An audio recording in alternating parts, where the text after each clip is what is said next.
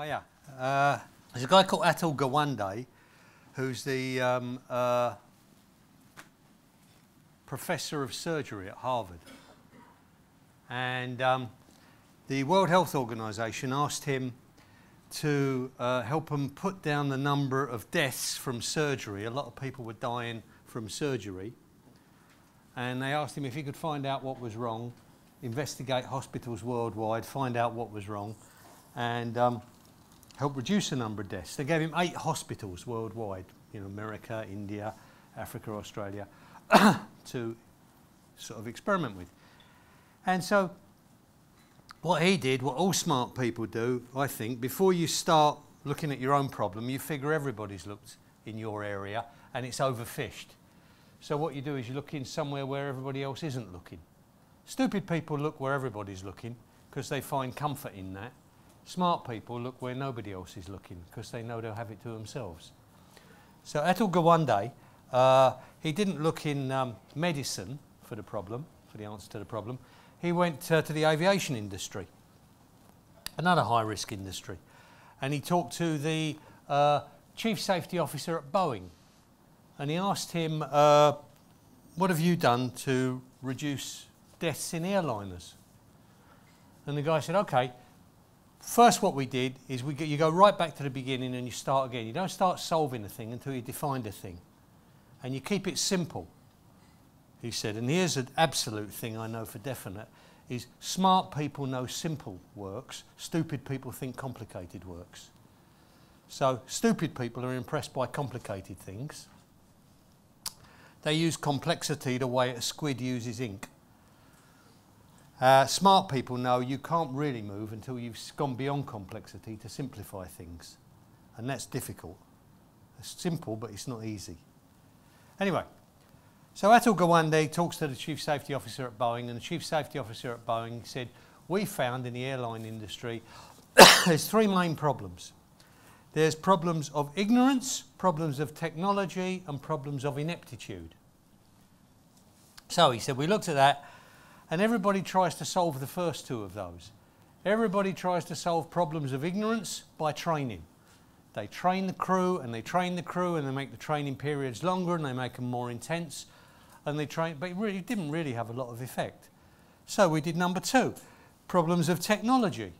We had more computers, and we had more things, more technology. We could stuff in every orifice of the plane and in every orifice of ground control, and just more technology everywhere. But it really didn't make any difference. He said, and eventually, the only place left for us to look was problems of ineptitude. And problems of ineptitude is smart people doing stupid things. People who think they're too smart to do simple things.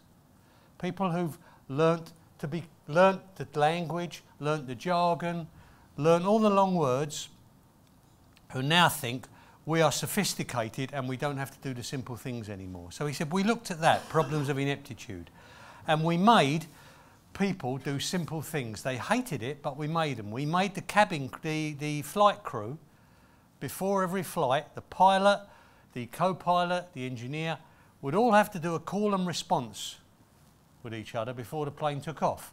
So the pilot would look down and he'd say, brakes set, and the co-pilot would say, brakes set. And he'd say, elevator set, he'd say, elevator set. The pilot would say, rudder set, co-pilot would say, rudder set. He'd say, fuel mixture rich, he'd say, fuel mixture rich. Flaps set, they'd go through 30 or 40 of these things, and they hated it because it was so basic. But deaths went down, plane deaths went down. And the chief safety officer at Boeing said, we found that was the biggest difference. Problems of ineptitude made a much bigger difference than the other 2. So Atul Gawande took that back to the hospitals he was working on. He thought, I'm going to use that there. We can't have any more, it can't be a problem of ignorance. We can't train surgeons any more than we train them. It's already 12 years. Can't be problems of technology. We've got more kit involved in surgery than it's possible to cram into a room. And none of those are. He says it must be problems of ineptitude, smart people doing stupid things.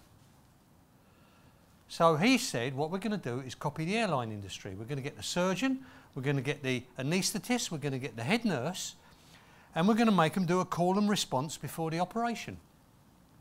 So before every operation with the patient there, they have to do the identity of the patient, the procedure we're about to do, the body area we're operating on, the blood loss, what instruments are we using, what known allergies, call and response like that. And they hated it. And because they're sophisticated, trained people, they hated what they thought was demeaning. Until the numbers came in, and after a year, deaths were down by 41% across those hospitals after surgery. And Atul Gawande said, if that had been a drug, you would have called it a wonder drug, and worldwide, everybody, it would have been on every news program worldwide.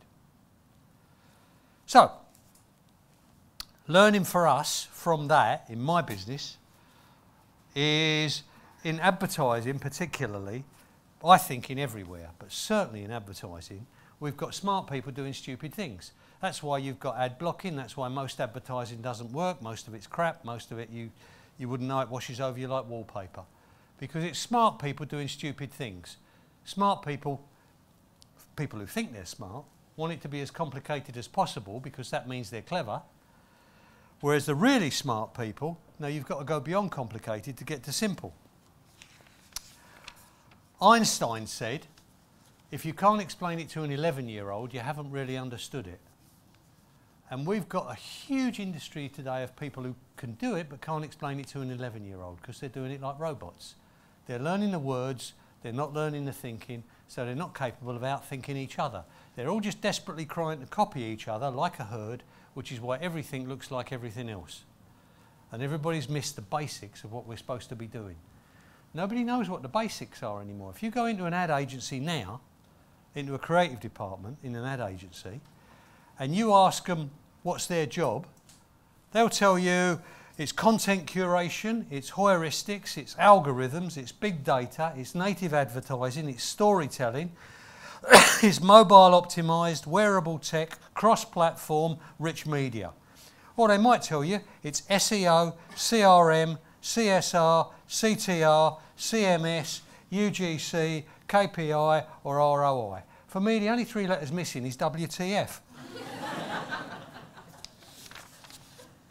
Now, Bill Bernbach, who was the man who invented good advertising. See, I'm old enough to remember when I was a kid, I remember advertising in the 50s. And advertising in the 1950s, when I was still at school, was exactly like advertising now. Everybody thought there was some gimmick. If we could find that gimmick, we could make it work. And people stopped thinking, and they just talked to other people like other people were units and numbers.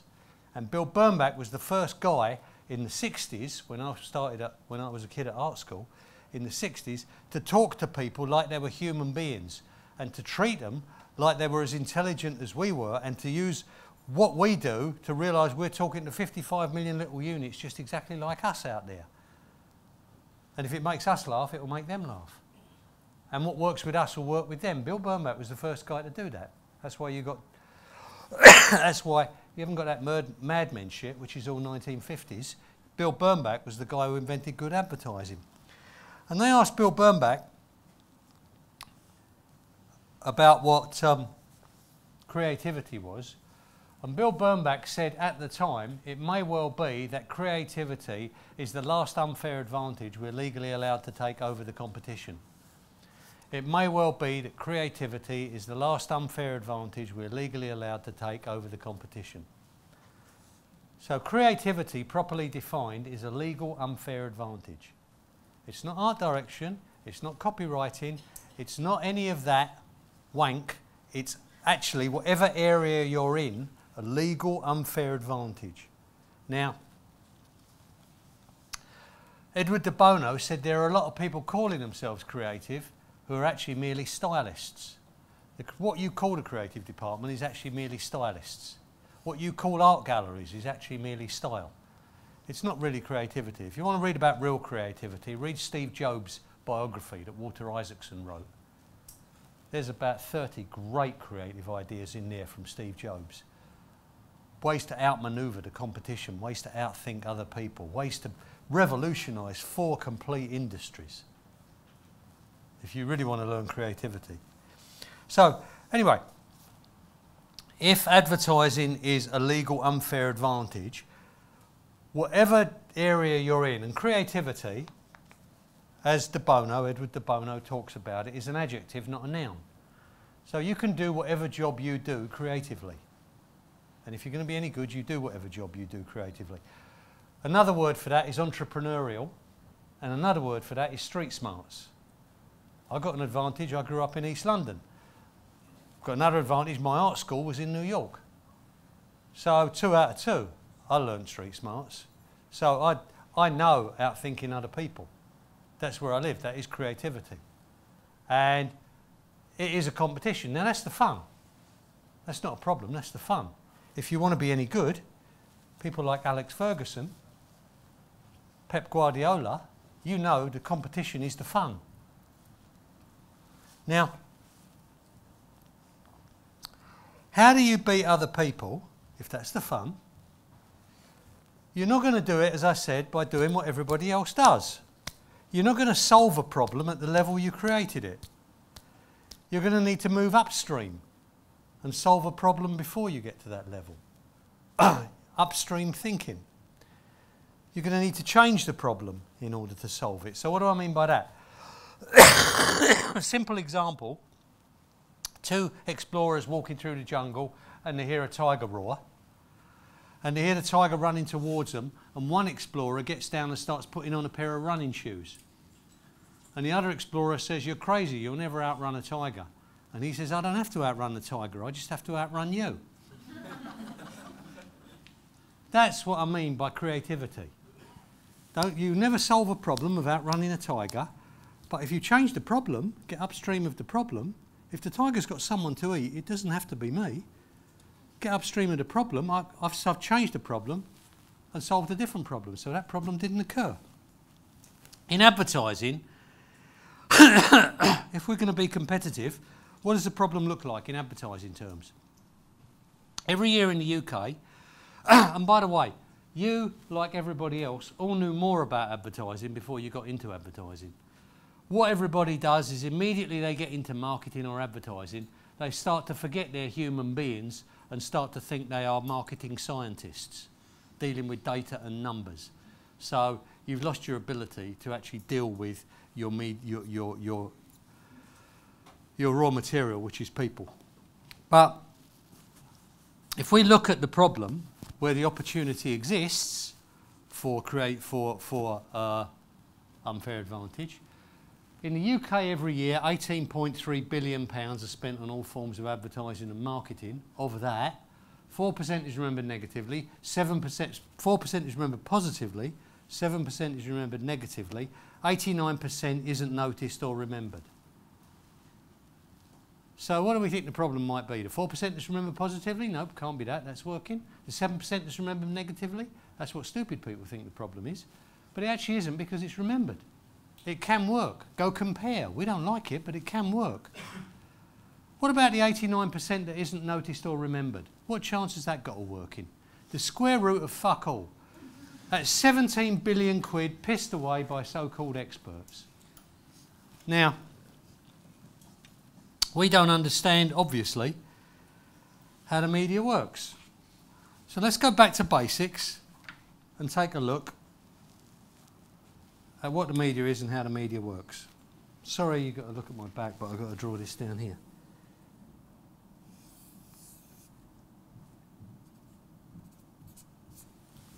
All right, that's the punter. Let's take a look at the history of I did this talk in Germany about a year back, and all these Germans are seriously taking notes. And afterwards, one of them came to me and said, "You have used this new demographics that we have never heard of over here. What is a punter?" And I forgot, like, London isn't necessarily English. Yeah. So by the way, it sounds like I'm angry. I'm not angry. That's just how I talk. So here's the punter. First way you try to get it to talk to the punter was cave paintings. Cave paintings at Lascaux, 60,000 years ago, something like that. Then it evolved and it changed and it became oil paintings, frescoes, the Renaissance, things like that. Then it evolved and it changed and it became photography. Then it evolved and changed and it became film. Then it evolved and changed and it became digital. Then evolved and changed again and became social. And pretty soon it's going to evolve and change into whatever the next thing is that all the new media gurus tell us will change the world and it will never be the same and everything's dead. Do you notice one thing on there that isn't changing?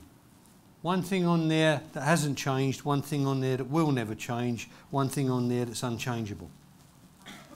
It's the punter. That's the media. This isn't media. This is just ways to get to media. Whether you use a pen, a quill pen, a paintbrush, whether you use digital, whether you use stuff we haven't even heard of yet, it doesn't press itself and pass itself on and walk down the supermarket and buy whatever you're selling.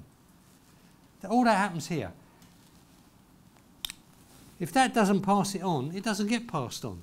When I was a kid, you could see what clients call viral media happens here. This is just triggers to get to it. Clients will come in and say to me, we want some viral media. Well, you don't. You want something to go viral. You can't buy viral media. What happens is, he likes something, he passes it on to him, who likes something, passes it on to her, who likes something, passes it on to her, who likes something, passes it on to him. That's how it goes viral, brain to brain to brain to brain. 55 million little units of that.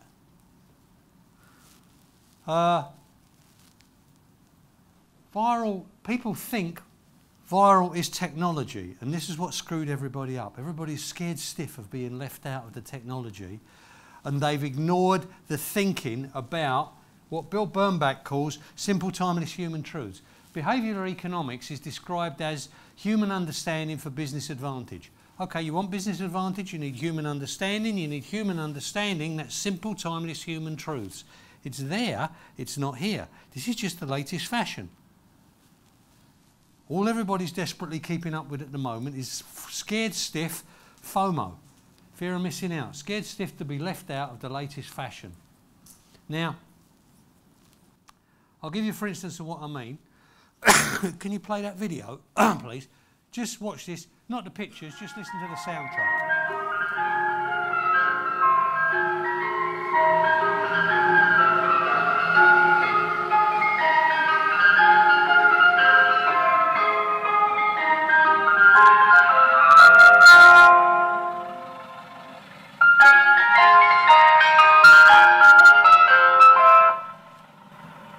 Okay, thanks. Right, that's just a picture of an ice cream van in the street. We've all seen it. We all know that track. It's on every ice cream van. Does anybody know what it's called? Greensleeves, excellent. Does anybody know who wrote it? Supposedly Henry VIII wrote it. Either wrote it or had it written for him for Anne Boleyn, when he was trying to pull Anne Boleyn. The words he wrote are, "Alas, my love, you do me wrong to cast me off discourteously, for I have loved you so long, delighting in your company. Greensleeves is all my joy, Greensleeves is my delight. Greensleeves is my heart of gold, and who but my lady Greensleeves?" Apparently she had this dress with green sleeves on that she wore around court and he liked a lot. So around about 1530, 1540, somewheres in there, he wrote it. 500 years later, we all still know it, we can all still sing it, and it's on ice cream trucks all over the country and everybody knows it, yeah? Where the fuck was Twitter? Where the fuck was YouTube? Where the fuck was any social media, viral media, without which you can't go viral? Yeah? How come before 1990, before there even was an internet, how come everything went viral? How come people, all new jokes, all new songs, Shakespeare, Beowulf, before there even was any printing or electricity? Stuff survives because it goes from human mind to human mind. If it doesn't, you'll know what the numbers are. Every minute on YouTube, 24 hours of video gets downloaded. Now, most of that is just garbage, so it's never seen again. As David Abbott said, shit that arrives at the speed of light is still shit when it gets there. So if we want to know, if we know that's our media now, the human mind, and that's our proper area of study, let's have a look at how that works. Remembering that there's power in simplicity and weakness in complexity.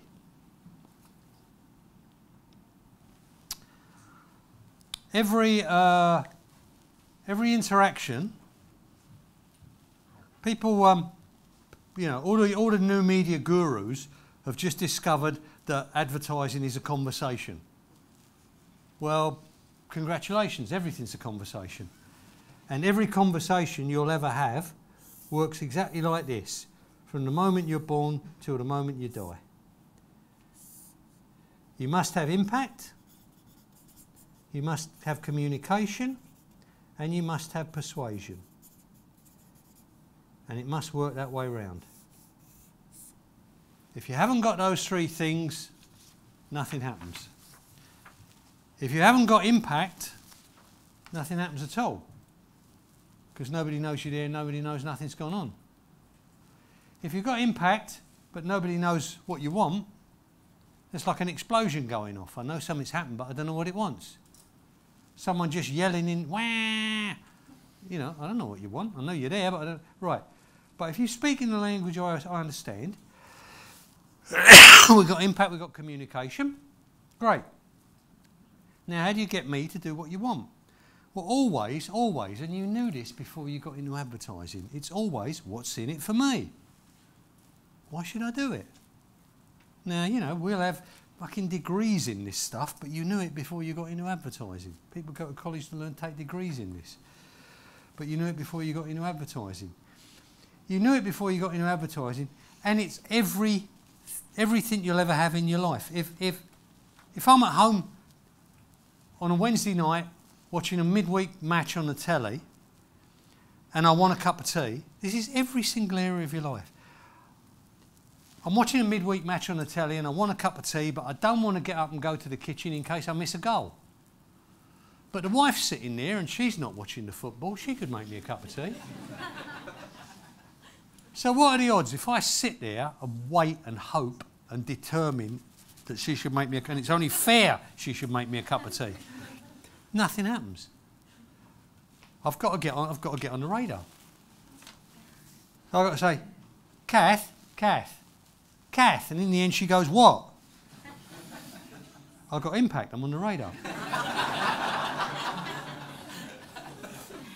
Now, according to how most advertising currently works, I'd say to her, smooth, warm, the slopes of India, gentle fragrant flowers.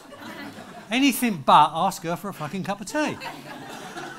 But being that we are real human beings, I say to her in the language she understands, make us a cup of tea.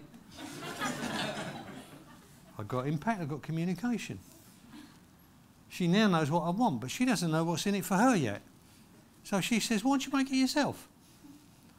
And I think, all right. What can I do? What's a good swap here? I know it's Wednesday night, the garbage man comes on Thursday. She doesn't like putting the black bin liners out. So I say, all right, I tell you what, if you make us a cup of tea now, after the game's over, I'll go and put the garbage out. Now, if she thinks that's a good deal, I've got a sale. I've got impact, I've got communication, I've got persuasion. We all knew that virtually from the time we could talk. We all know that's how human interaction works. Can you think of any reason every advert wouldn't want that?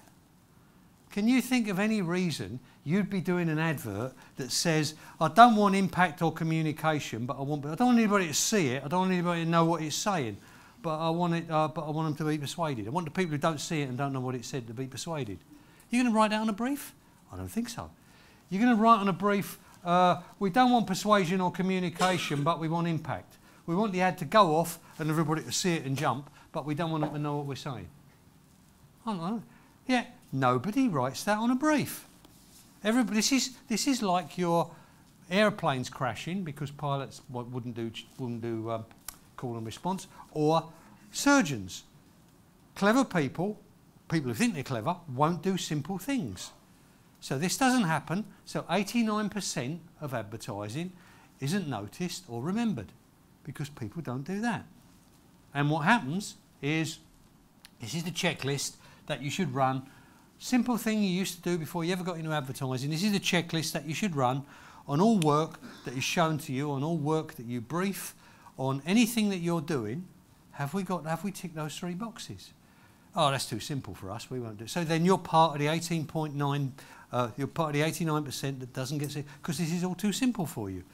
So nobody does it because everybody's down here doing focus groups, doing new thinking, rewriting strategies, rewriting briefs, having insights. Everybody's down here and nobody does this. So, as we know, 89% dies here. 17 billion quid dies because it has no impact, because nobody sees it and nobody notices it. That's how simple that is. Clever people won't do simple things, so it dies. Okay, so if that's where the real creative opportunity is, how does that work? How can we simplify that so we can get a handle on it and make it work? Okay, it's actually called, the way the human mind works is called Gestalt. That's the software we all function on. And what that means is the mind is a pattern-making machine. If you know anything about Freud, when you're born, you're in a state called id. If you've got any children of your own, you watch this. You watch them for the first few months of their life. When they're born, little babies, they're in a state called id. They are just receivers of stuff. They don't know anything about anything except stimulus. They don't know there's a them that's separate to everything else. They just know noise, sound, smell, everything coming at them. Gradually, you watch their mind over the first few months of their life programming itself into sorting this out. They bite everything.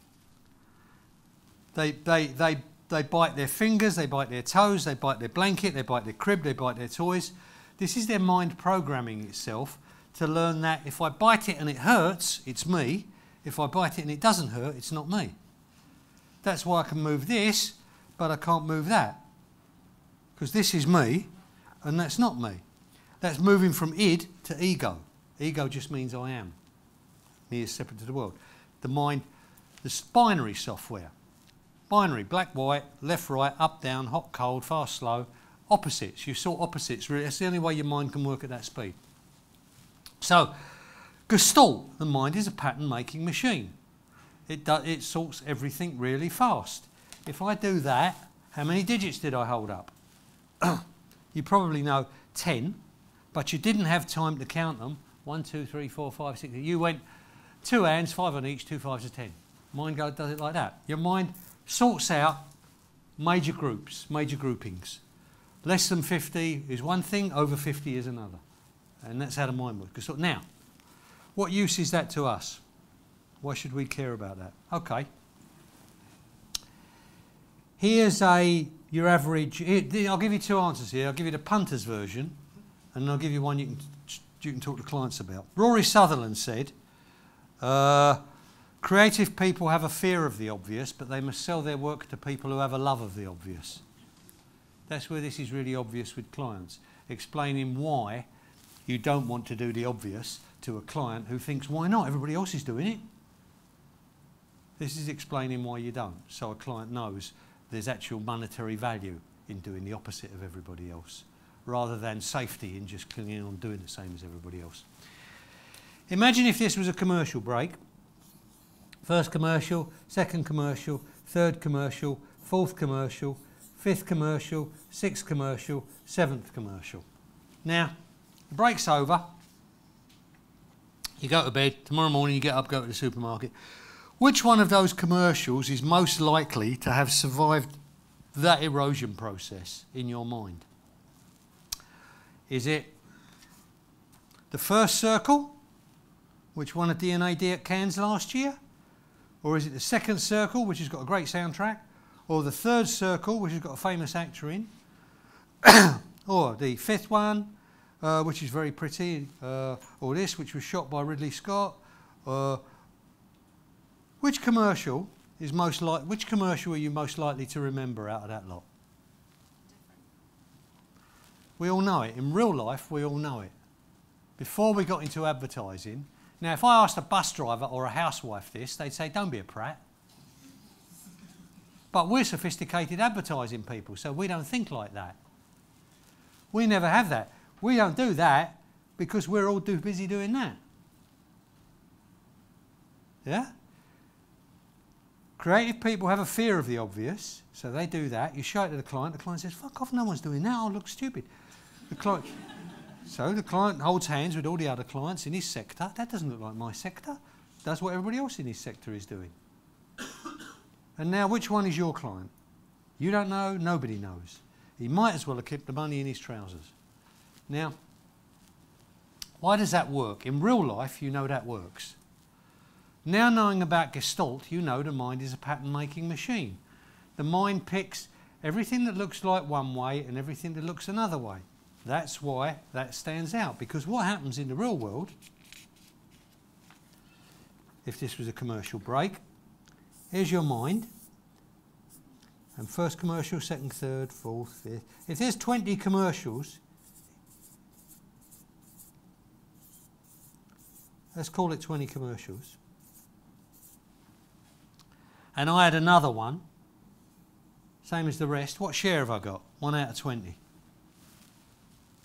Anyone do numbers? 1 out of 20. What's that as a percentage? Right. But knowing what we now know about Gestalt and seeing it how you just saw it as a punter sees it, we know if I do that, I haven't got 5% because my mind sorts all the stimulus into everything that's like that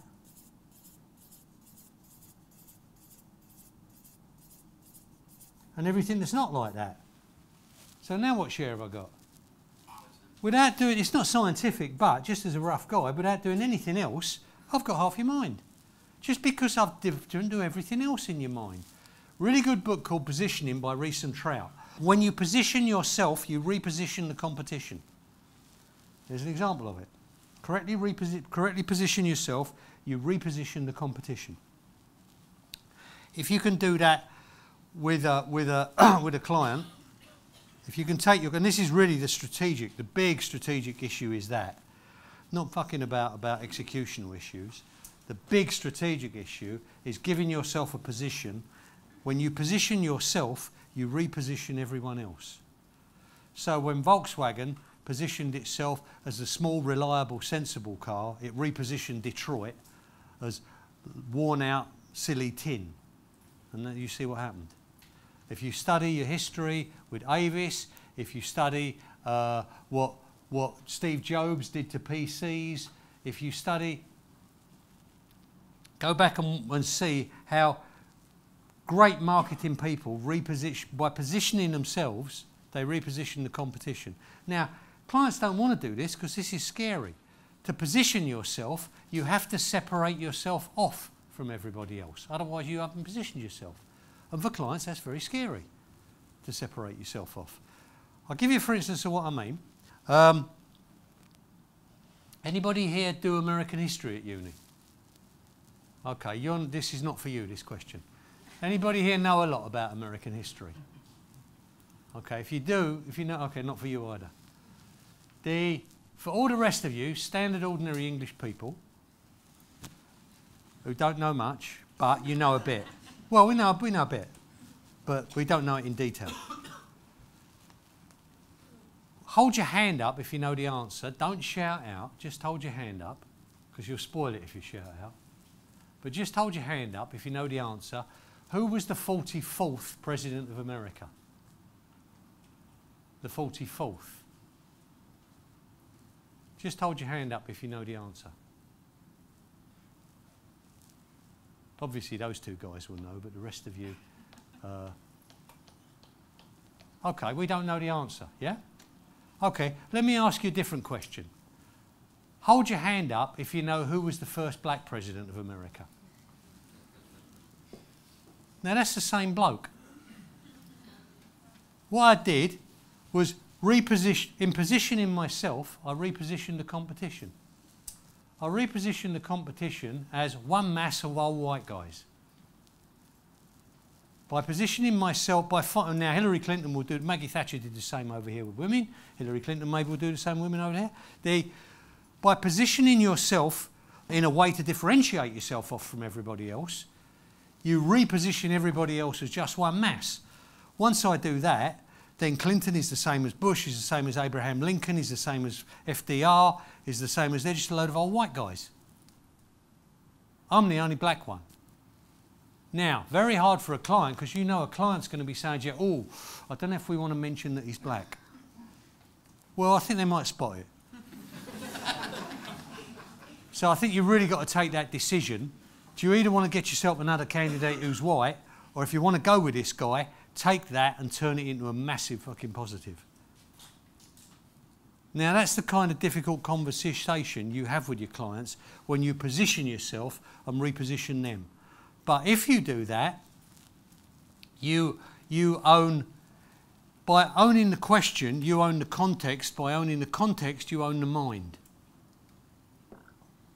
And if you do that, you do what Obama did. You reposition all of history as I get 50% and all of history gets 50%. Now, you do that for your clients. It's what Steve Jobs did for Apple. And you study different marketing guys. That's the big upstream strategic issue. Yeah? Okay, that's me done. Thanks.